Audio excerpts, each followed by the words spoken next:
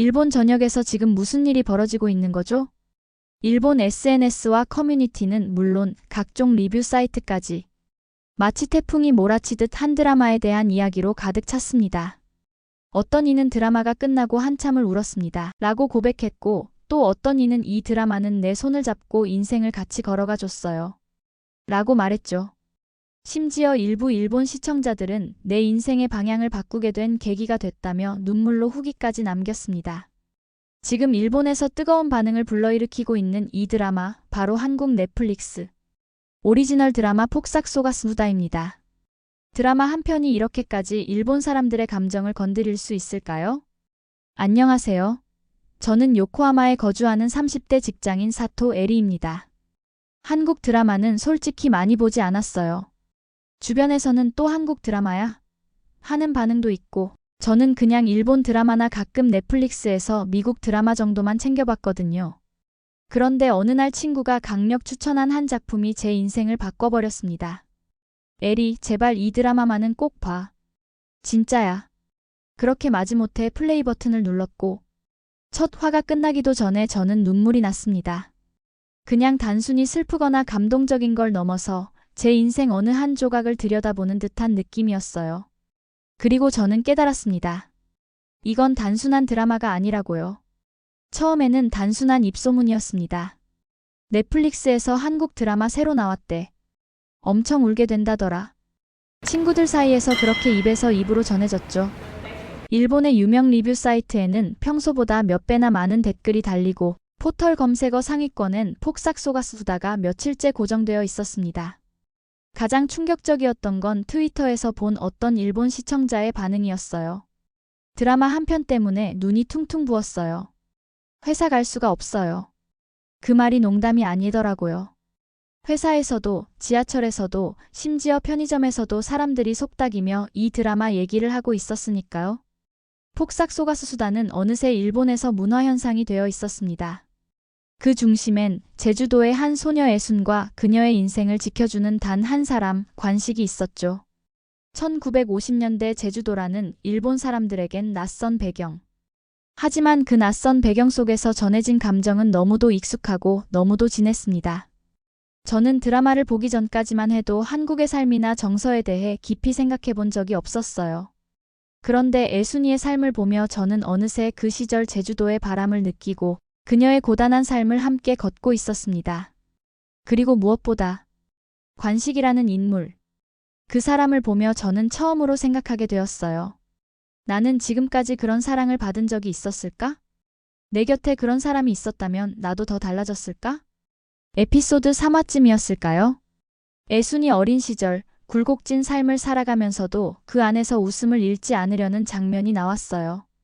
눈물 범벅이 된 얼굴로 할머니에게 김치를 먹여주며 웃던 그 모습에 저는 이상하게 숨이 막혔습니다. 이런 정서, 일본 드라마에선 잘 못 느꼈는데 그때부터였어요. 한국이라는 나라에 처음으로 감정을 품기 시작한 게 궁금해졌습니다.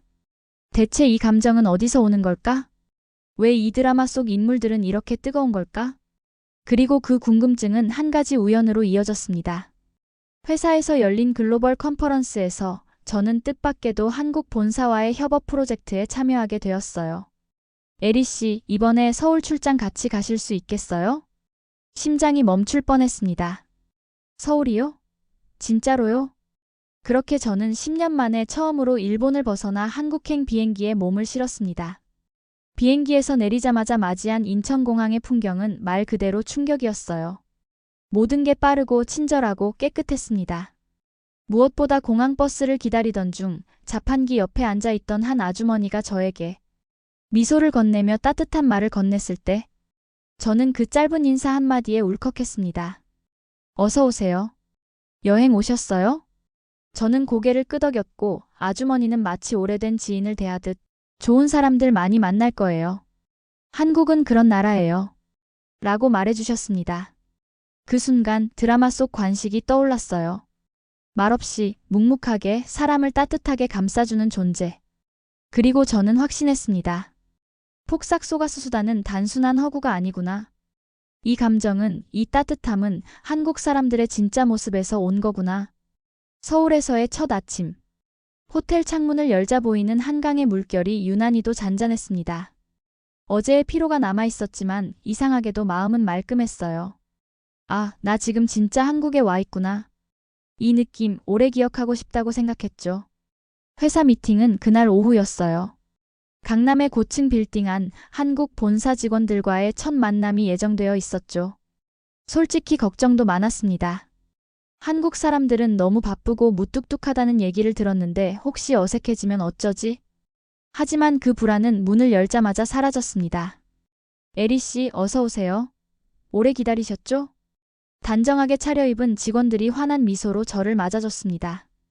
그 따뜻함은 형식적인 환영이 아니라 정말 사람으로서 대우받는 느낌이었어요. 그 작은 배려 하나하나가 너무도 자연스럽고 따뜻해서 회의가 끝난 뒤에도 계속 생각이 났어요. 그리고 점심. 한국 팀이 데려간 곳은 전통 한식당이었어요. 각종 반찬이 테이블 가득 놓이고 따뜻한 국물과 함께 정갈한 비빔밥이 나왔죠. 이건 어머니 손맛이에요. 에리 씨, 맵지 않게 조절도 가능해요. 그 순간 드라마 속에서 관식이 애순을 위해 차려주던 밥상이 떠올랐어요. 아, 이 나라 사람들은 밥 한 끼에도 마음을 담는구나. 일본에서는 보기 힘든 그 섬세한 정성. 음식이 아니라 정을 받고 있다는 느낌이었어요.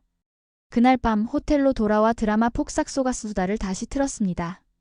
낮에 먹었던 반찬의 맛과 애순 어머니가 나오는 장면이 겹쳤고 어느 순간 눈물이 났어요. 내가 왜 이렇게 울지? 그건 아마도 익숙하면서도 너무 다른 이 나라의 정서에 내가 처음으로 녹아들기 시작했기 때문이었어요. 출장 3일째, 에리는 한국 본사팀과 함께 저녁 식사를 하게 되었습니다. 장소는 서울 종로의 한 전통 한식당. 작은 방에 둘러앉아 여러 개의 반찬이 줄지어 나오는 장면은 마치 드라마 속 한 장면 같았어요. 그녀는 이 순간을 평생 기억하겠다는 생각이 들 만큼 마음이 따뜻했습니다. 하지만 그날 뜻밖의 일이 벌어졌습니다. 에리가 한창 식사 중이던 도중 갑자기 앞니 쪽에서 딱 하는 소리가 났어요. 놀랍게도 몇 달 전 일본에서 받은 임플란트의 일부가 떨어진 겁니다. 갑작스러운 통증과 당황스러움 그리고 주변의 시선까지. 그녀는 아무 말도 못하고 고개만 숙이고 있었습니다. 에리 씨, 괜찮으세요? 옆에 앉아있던 한국 직원이 조심스럽게 물었습니다. 음식이 안 맞으셨나요? 혹시 알레르기라도? 에리는 입을 꾹 다문 채 고개를 저었지만 안에서는 이상한 감정이 솟구쳤어요. 한국 음식 때문이라고 오해하면 어쩌지? 민폐일까? 나만 이상한 사람 되는 건 아닐까? 그러자 갑자기 한국 직원 중 한 명이 그녀의 손을 잡고 말했어요. 괜찮아요. 지금 바로 근처 치과 알아봐 드릴게요. 한국에선 금방 치료할 수 있어요. 그 말이 오히려 그녀에겐 상처처럼 다가왔습니다. 내가 뭔가 문제를 일으킨 사람 같잖아. 너무 친절해서 부담스러워. 그녀는 머릿속이 복잡해졌습니다. 역시 한국은 겉으론 친절하지만 속으론 불편하게 여기는 거 아닐까? 드라마처럼 그렇게 따뜻한 세상이 아니었어. 그렇게 어색하게 저녁자리가 끝났고 그녀는 호텔로 돌아와 드라마를 보며 자신이 받았던 감동들이 모두 허상이 아니었는지 의심하게 되었습니다. 그때 한국 직원 한 명에게서 카톡이 왔어요. 에리 씨, 혹시 내일 오전에 치과 같이 가드릴게요. 혼자 가기 어려우실까 봐요. 그 순간 무너졌던 감정이 다시 흔들렸습니다. 이 사람들 진심이었구나. 다음 날 에리는 그 직원과 함께 강남의 치과를 방문하게 되었고 그곳에서 또 한 번 놀라운 경험을 하게 됩니다. 에리 씨, 치료 금방 끝났습니다. 비용은요 이 정도예요. 접수 데스크에서 받은 청구서를 본 그녀는 입을 다물지 못했습니다. 엥? 이 가격이 맞나요? 일본에서라면 몇 배는 좋게 나왔을 그 치료 비용. 그리고 깔끔하고 세련된 시설, 친절한 의료진의 응대까지. 에리는 치과에서 나오는 순간 지난밤 자신이 했던 모든 오해를 부끄러워하며 말했습니다. 나는 한국을 오해했었어요. 이 나라는 정말로 진심이었네요. 에리는 치과 진료를 마치고 나와 한참을 멍하니 서 있었습니다. 그녀 곁에는 함께 와준 한국 직원 지훈이 조용히 서 있었죠. 지훈은 말없이 따뜻한 유자차를 건네며 말했습니다. 에리 씨, 이런 일 있으면 꼭 말해주세요. 우리도 다 겪어봤어요. 그 한마디에 에리는 울컥했어요. 이방인인 자신을 이렇게까지 챙겨주는 사람이 있다는 것, 그게 너무 낯설고 고마웠던 겁니다. 일본에서는 이런 상황이면 다들 그냥 조용히 넘겨요. 누가 같이 병원까지 가주고 이렇게 신경 써주는 일은 잘 없거든요. 지우는 조용히 웃으며 말했죠. 한국에선 누가 힘들면 같이 힘들어주는 게 당연하다고 생각해요. 그 말이 에리의 마음에 콕 박혔습니다. 그녀는 폭삭 속았수다 속 관식이 떠올랐어요. 언제나 애순 곁에 조용히 있으면서 말없이 그녀를 지켜주던 그 사람. 지훈 씨도 그런 사람이구나. 그날 저녁 에리는 처음으로 혼자 서울거리를 걸었습니다. 광화문에서 시작해 청계천을 따라 걷다 보니 그 모든 풍경이 그녀에겐 마치 영화 같았어요. 분주한 도시 속에서도 따뜻함이 느껴지는 이곳. 그녀는 자신도 모르게 속삭였습니다. 내가 이 나라의 사랑을 느끼고 있나 봐요. 그리고 그날 밤 에리는 폭삭 속았수다의 마지막 회를 봤습니다. 노년이 된 애순이 관식의 사진 앞에서 마지막 인사를 건네는 장면.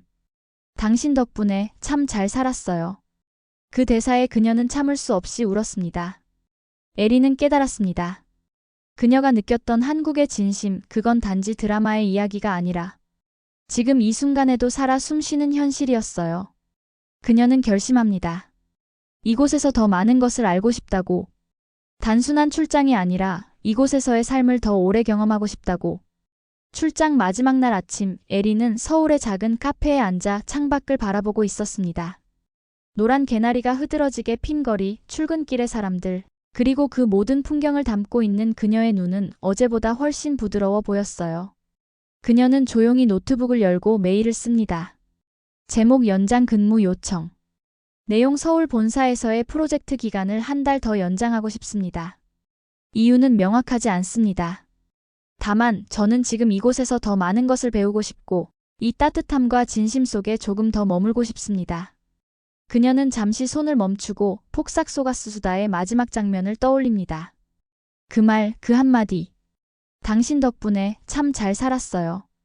에리는 자신에게도 그 말을 할 수 있는 사람이 있다는 걸 느꼈어요. 이곳에서 만난 사람들, 따뜻했던 순간들, 그리고 잊을 수 없는 오해와 화해의 기억들까지. 그 모든 경험이 그녀를 다시 살아가게 했습니다. 비행기를 탈 시간이 다가오고 있었습니다. 그녀는 짐을 싸면서 마지막으로 창밖을 바라봤습니다. 이곳에 남기고 가는 마음, 그리고 언젠가 꼭 다시 돌아오겠다는 약속을 마음속에 새겼습니다. 나는 이 드라마에 속은 게 아니었어. 진짜 내 인생이 이 드라마처럼 바뀌었어. 에리는 떠나기 전 마지막으로 넷플릭스 앱을 열고 폭삭 속았수다의 별 5개를 남겼습니다. 그리고 이렇게 썼습니다. 이 드라마는 내 인생의 봄을 다시 열어준 이야기입니다. 폭삭 속았지만 그보다 더 폭삭 사랑하게 됐습니다. 감사합니다, 한국. 여러분은 어떠셨나요? 폭삭 속았수다가 여러분의 마음에도 따뜻한 흔적을 남겼다면 이야기의 힘을 믿어보세요. 그리고 여러분만의 한국 이야기가 있다면 언제든 저희에게 알려주세요. 좋아요와 구독 잊지 마시고요. 감사합니다.